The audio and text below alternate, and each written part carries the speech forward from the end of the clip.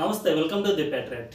ఏపీలో రాజకీయాలు రోజు రోజుకు ఆసక్తికరంగా మారుతున్నాయి. తాజాగా టీడీపీ జనసేన కూటమిలో బీజేపీ కూడా వచ్చి చేరింది. దీంతో జగన్కు వ్యతిరేకంగా ఒక్క కూటమి మాత్రమే పోటీలో ఉంది. అదే టీడీపీ జనసేన కూటమి పోటీలో ఉంది. జగన్ను ఓడించడమే లక్ష్యంగా ఈ కూటమి ఏర్పాటైంది. అయితే ఈ కూటమిలో ఎప్పటి నుంచో టీడీపీ జనసేనలు కలిసే ఉన్నాయి. అటు బీజేపీ జనసేన వేరువేరుగా కలిసి ఉన్నాయి, కానీ మూడు పార్టీలు ఒకేసారి కలవలేదు. కానీ తాజాగా ఈ మూడు పార్టీలు కలుస్తున్నట్లు, పొత్తులో భాగంగా మేము ముందుకెళ్తున్నట్లు బీజేపీ కూడా ప్రకటించింది. అయితే ఈ ప్రకటనలోనే ఒక కీలక అంశం చోటు చేసుకుంది. పవన్ కళ్యాణ్ బీజేపీ అధిష్టానం అంటే మోదీ, అమిత్ షాలు పవన్ కళ్యాణ్ పార్లమెంటుకు కూడా పోటీ చేయాలని సూచించారు. అయితే పవన్ కళ్యాణ్ పార్లమెంటుకు కూడా ఎందుకు పోటీ చేయమని చెప్పారు? పవన్ కళ్యాణ్ ఎంచుకున్న కాకినాడ నియోజకవర్గం కూడా ఖచ్చితంగా జనసేన గెలుపొందే సీటే. అంటే దాదాపు జనసేన గెలుపు అక్కడ ఖరారు అయినట్టే కనిపిస్తుంది. అయితే దీనికి కారణం ఏంటి? జనసేన అధినేత కూడా ఖచ్చితంగా గెలుపొందే సీటే ఎంచుకున్నారంటే ఖచ్చితంగా పార్లమెంటు స్థానంలో కూడా తాను గెలుపొందాలని నిర్ణయించుకున్నట్లే కనిపిస్తుంది. మోదీ, అమిత్ షాలు పవన్ కళ్యాణ్ అక్కడ పోటీ అంటే పార్లమెంటు కూడా పోటీ చేయమని చెప్పడానికి గల కారణాలు ఏంటో తెలుసుకునే ప్రయత్నం చేద్దాం. ప్రస్తుతం ఏపీ రాష్ట్రంలో అయితే మూడు పార్టీల కూటమి ప్రతిపక్షంలో ఉంది. ఈ కూటమి జగన్ను ఓడించడానికి తీవ్రంగా ప్రయత్నిస్తుంది. ఒకవేళ ఈ కూటమి దాదాపు గెలిచే అవకాశమే ఉంది. ఎలాగంటే గత ఎన్నికలు అంటే 2019 ఎన్నికల సరళిని ఒక్కసారి చూసుకుంటే జగన్ గెలవడానికి ప్రధాన కారణం టీడీపీ జనసేనలు వేర్వేరుగా పోటీ చేస్తూ ఉండడం. జనసేన 6% ఓట్లు చీల్చినా కూడా బలమైన ప్రభావం చూపించింది. అంటే చాలా చోట్ల టీడీపీ జనసేనలు కనుక ఉమ్మడి కలయికతో పోటీ చేసి ఉంటే జగన్ ఖచ్చితంగా ఇన్ని ఎక్కువ సీట్లు వచ్చేవి కావు.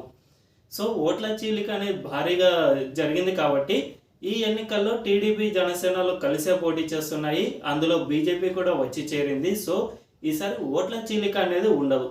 అంటే కూటమిలో భాగంగా, పొత్తులో భాగంగా కొన్ని సీట్లు ఇతర పార్టీకి, కొన్ని సీట్లు ఇంకో పార్టీలో పోటీ చేసినా కూడా ఓట్ల చీలిక అనేది ఉండదు. కాబట్టి జగన్కు ఈసారి గట్టి పోటీని ఇవ్వబోతున్నాయి ఈ కూటమి పార్టీలు. ఈ క్రమంలో ఒకవేళ వచ్చే అసెంబ్లీ ఎన్నికల్లో కనుక టీడీపీ జనసేన కూటమి కనుక గెలుపొందితే పవన్ కళ్యాణ్ ముఖ్యంగా మంత్రి పదవి అడిగే అవకాశం ఉంది. అంటే రాష్ట్రంలో మంత్రి పదవిని అడిగే అవకాశం అయితే చాలా వరకు ఉంది.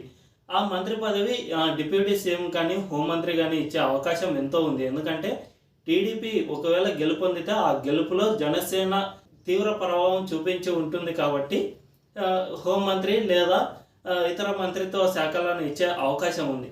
ఒకవేళ ఇది కనుక లేదు అంటే చంద్రబాబు గురించి అందరికీ తెలుసు. చంద్రబాబు ఏ పార్టీని అంత ఈజీగా ఎదగనివ్వరు.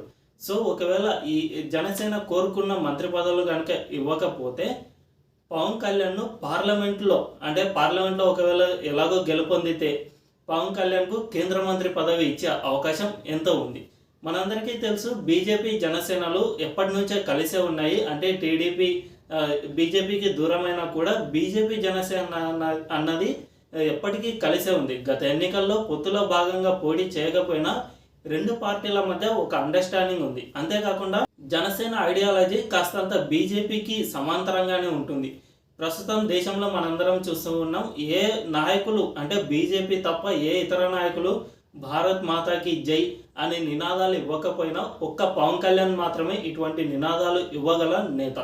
కాబట్టి జనసేనపై బీజేపీకి ఒక సదాభిప్రాయం ఉంది. కాబట్టి పవన్ కళ్యాణ్ కేంద్రంలో కీలక మంత్రి పదవి ఇవ్వడం ద్వారా పవన్ కళ్యాణ్ చరిష్మా పెరగడానికి ఉపయోగపడే అవకాశం చాలా వరకు ఉంది. ఎందుకంటే ఇది బీజేపీకి భవిష్యత్తులో చాలా ఉపయోగకరంగా మారుతుంది.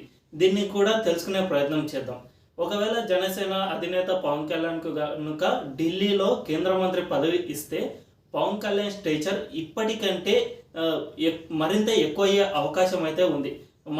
అంటే కేవలం కేంద్ర మంత్రి పదవి ఇచ్చినంత మాత్రాన అతని స్టేచర్ పెరుగుతుందా అనే డౌట్ కూడా చాలా మందికి రావచ్చు. అంతేకాకుండా ఇప్పుడున్న కేంద్ర మంత్రులు చాలా 70 మందికి పైగా ఉన్న కేంద్ర మంత్రుల్లో ఎంతమందికి ఆ స్టేచర్ ఉన్నది అని కూడా ప్రశ్నలు లేవనెత్తే అవకాశం అయితే ఉంది. దీన్ని ఒక్కసారి పరిశీలిస్తే నిజమే కేంద్ర మంత్రి అయిన ప్రతి ఒక్కరికి ఆ స్టేచర్ రాకపోవచ్చు. ఇప్పుడు కిషన్ రెడ్డి ఉన్నారు. ఆయన కేంద్ర మంత్రి పదవి అంటే చాలా ఏళ్ళుగా బీజేపీలో ఉన్న వ్యక్తే, కానీ కేంద్ర మంత్రి పదవి వచ్చినా కూడా అతనికి ఎక్కువ స్టేచర్ అంటే కేంద్ర మంత్రి వచ్చిన తర్వాత కాస్త స్టేచర్ పెరిగినా ఊహించినంత స్థాయిలో లేదు. కానీ పవన్ కళ్యాణ్ విషయంలో ఇది జరిగే అవకాశం చాలా తక్కువ. ఎందుకంటే ఎప్పుడైనా కేంద్రంలో స్టేచర్ పెరగాలంటే అతనికి ఫ్యాన్ ఫాలోయింగ్ కానీ ప్రజా మద్దతు ఎక్కువగా ఉండాలి. పవన్ కళ్యాణ్కు అది ఎలాగో ఉంది. పవన్ కళ్యాణ్కు ఉన్నంత ఫ్యాన్ ఫాలోయింగ్ ఎవరికీ లేదు. దీంతోపాటు ప్రజల్లో కూడా పవన్ కళ్యాణ్కు ముఖ్యంగా ఉత్తరాంధ్ర కోస్తా జిల్లాల్లో పవన్ కళ్యాణ్కు ఫ్యాన్ ఫాలోయింగ్ ఓట్ల శాతం కూడా చాలా ఎక్కువగానే ఉంది. రాయలసీమ ప్రాంతంలో తక్కువగా ఉన్నా కూడా ఈ ప్రాంతాల్లో జనసేనకు ఓట్ల శాతం ఎక్కువగానే ఉంది. కాబట్టి పవన్ కళ్యాణ్ స్టేచర్ కేంద్ర మంత్రి పదవితో మరింత ఎక్కువ అయ్యే అవకాశం ఉంది. అయితే బీజేపీ స్వతహాగా పవన్ కళ్యాణ్ పార్టీ అంటే జనసేనను ఎదిగేందుకు ఇంతగా శ్రమిస్తున్నట్లు అనే విషయానికి వస్తే, వచ్చే అసెంబ్లీ ఎన్నికల్లో టీడీపీ జనసేన కూటమి కనుక గెలుపొందితే జగన్ పార్టీ మరింత బలహీనం అయిపోతుంది. ఎందుకంటే జగన్ పార్టీ 2019లో మొట్టమొదటిసారిగా అధికారంలోకి వచ్చింది. ఈసారి కనుక అంటే 2024లో కనుక ఓడిపోతే కేవలం 5 ఏళ్లలో ఓడిపోయిన ఒక ప్రాంతీయ పార్టీగా మిగిలిపోతుంది. మనందరం ప్రస్తుతం తెలంగాణలో బీఆర్ఎస్ పరిస్థితి చూస్తూనే ఉన్నాం. కేసీఆర్ ఒక ఉద్యమ నేతగా ఎంతో గుర్తింపు తెచ్చుకున్నారు. 2014లోనే ఆయన సీఎంగా గెలుపొందిన 2019లో మరోసారి ఎన్నికై మరోసారి సీఎంగా గెలుపొందారు. అంటే 10 ఏళ్ళు రాష్ట్రాన్ని పాలించినా కూడా ఒక్కసారి ఓటమి పాలవడంతో ప్రస్తుతం ఆ పార్టీ పరిస్థితి ఎలా మారిందో మనందరం చూస్తూనే ఉన్నాం. ఎప్పుడైతే ఒక ప్రాంతీయ పార్టీ ఓటమి చెందుతుందో ఆ పార్టీలో నాయకులు ఏ ఒక్కరు మిగలరు. అంటే కొన్ని సిద్ధాంతాలతో నిర్మాణమైన పార్టీలు మాత్రమే మిగిలి ఉంటాయి తప్ప ప్రాంతీయ పార్టీలు ఒక కుటుంబ పార్టీగా మొదలైన పార్టీలు ఎప్పటికీ మనుగడ సాగించలేవు. అందుకే ప్రస్తుతం బీఆర్ఎస్లో చాలామంది నేతలు అటు కాంగ్రెస్లో కానీ ఇటు బీజేపీలో కానీ వెళ్ళిపోతున్నారు. సరిగ్గా ఇదే పరిస్థితి జగన్కు కూడా వచ్చే అవకాశం అయితే చాలా ఉంది. అంటే ఒకవేళ జగన్ కనుక కేసీఆర్ 10 ఏళ్ళు ఉన్నా కూడా ఇటువంటి పరిస్థితి ఏర్పడింది. ఒకవేళ జగన్ కనుక కేవలం 5 ఏళ్లలో కనుక ఓటమి పాలైతే ఇది మరింత అంటే వలసలు మరింత ఎక్కువ అయ్యే అవకాశం ఉంది. ఒకానొక దశలో జగన్ పార్టీ పూర్తి క్షీణ దశలో అంటే ఇక బొటాబొటీగా సీట్లు వచ్చే దశకు చేరుకుంటుంది. ఆ దశలో ఉన్నప్పుడు రాజకీయ శూన్యత అనేది ఏర్పడుతుంది. అంటే అందులోని నాయకులు అటు వేరే పార్టీలను చూసుకుంటారు. ఇలా నాయకులు వేరే పార్టీలను చూసుకునే సమయంలో కాంగ్రెస్ వారికి ఆశాజనకంగా కనిపించే అవకాశం ఉంది. ఎందుకంటే 2009 వరకు రాష్ట్రంలో వైసీపీ లేదు. ఆ రాష్ట్రంలో కాంగ్రెస్ పార్టీని అధికారంలో ఉండేది. ఎప్పుడైతే రాజశేఖర రెడ్డి చనిపోయారో జగన్ వైసీపీ పార్టీ ఏర్పాటు చేశారో పూర్తి కాంగ్రెస్ క్యాడర్ అంటే ఒకప్పటి కాంగ్రెస్ క్యాడరే ఇప్పుడు వైసీపీ క్యాడర్గా రూపాంతరం చెందింది. నాయకులు అందరూ ఒకటే, కేవలం పార్టీ మాత్రమే చేంజ్. కాబట్టి అదే నాయకులు తర్వాతి కాలంలో ఒకవేళ జగన్ కనుక ఓడిపోతే ఆ తర్వాతి కాలంలో మొత్తం కాంగ్రెస్కు షిఫ్ట్ అయ్యే అవకాశం చాలా ఎక్కువ. ఇది బీజేపీకి చాలా ప్రమాదకరంగా మారుతుంది. ఈ నాయకులు బీజేపీ వైపు షిఫ్ట్ అయ్యే అవకాశం అంటే కేంద్రంలో బీజేపీ అధికారంలో ఉన్నా కూడా ఏపీలో మాత్రం బీజేపీ పార్టీలో చేరే అవకాశం చాలా తక్కువ. అందుకే ఏపీలో వైసీపీ క్యాడర్ మొత్తం కాంగ్రెస్ పార్టీకి షిఫ్ట్ అయితే కాంగ్రెస్ పార్టీ మరీ ఇంతకు ముందులా పుంజుకునే అవకాశం చాలా ఎక్కువగా ఉంది.